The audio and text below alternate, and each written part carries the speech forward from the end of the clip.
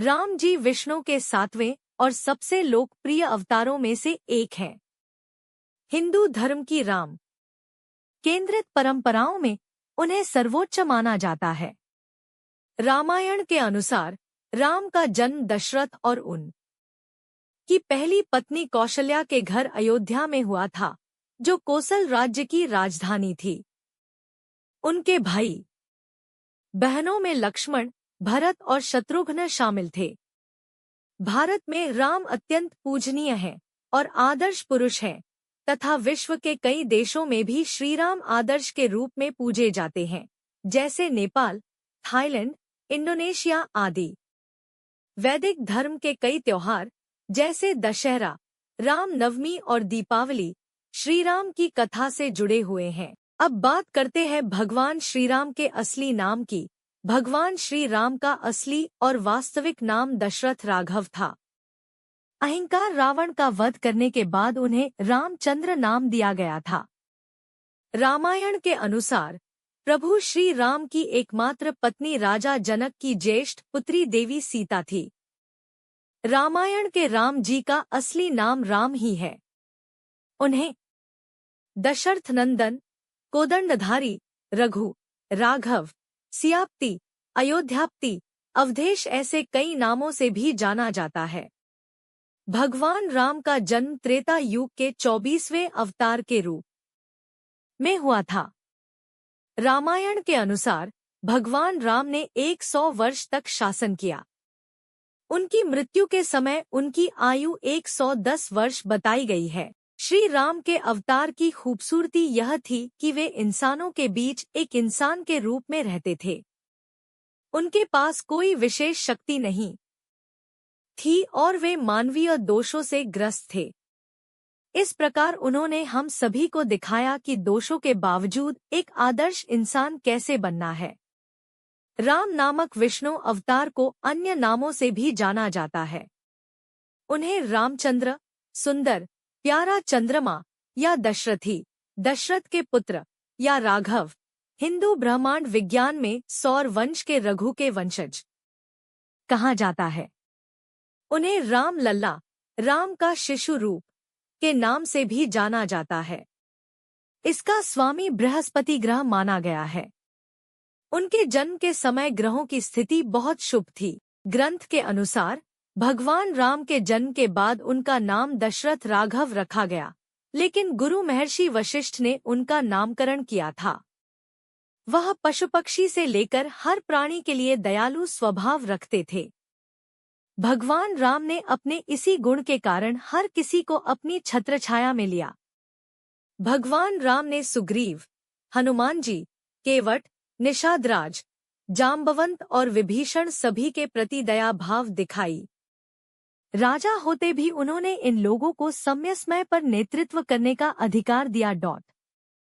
अयोध्या नरेश दशरथ की 3 पत्नियों कौशल्या, सुमित्रा और कैकेयी में से कौशल्या ने श्री राम को जन्म देने से पहले एक पुत्री को जन्म दिया था जिसका नाम शांता था। महर्षि वाल्मीकि ने रामायण में बताया है कि भगवान श्री राम का चेहरा एकदम चंद्रमा की तरह चमकीला, सौम्य, कोमल और सुंदर था। उनकी आंखें कमल की भांति खूबसूरत और बड़ी थी।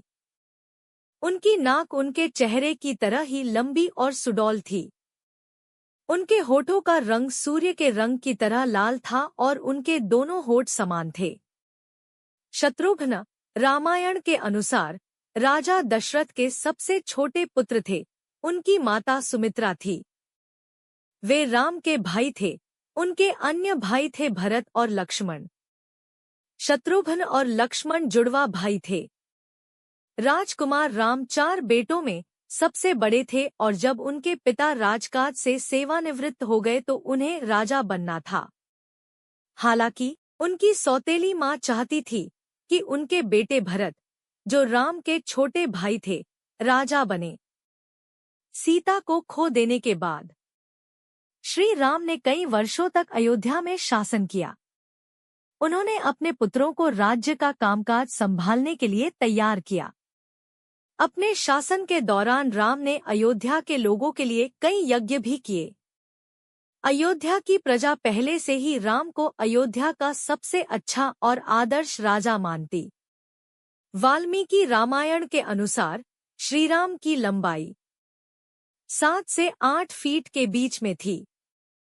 माना जाता है वर्तमान में जो सिसोदिया, कुशवाहा, कच्छवाहा, मौर्य, शाक्य, बैसला और गहलोत, गुहिल आदि जो राजपूत वंश है, वो सभी प्रभु श्रीराम के वंशज है। जयपुर राजघराना राम का वंशज है।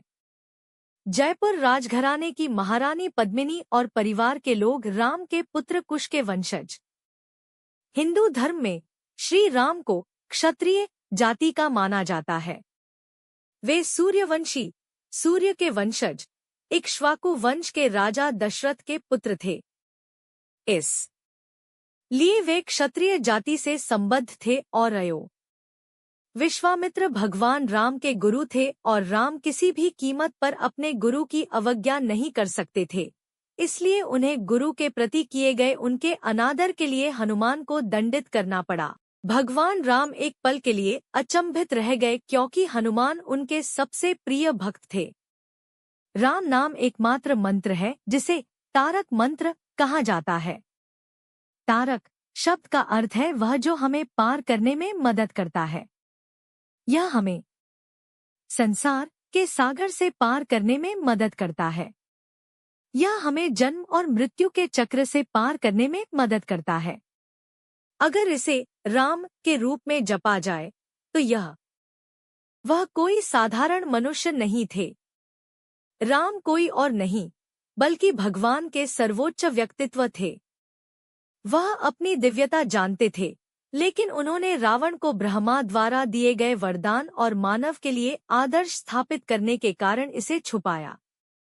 सिटी पैलेस के ओएसडी रामू रामदेव के अनुसार कच्छवाहा वंश का भगवान राम के बड़े बेटे कुश के नाम पर कुशवाहा वंश भी कहा जाता है।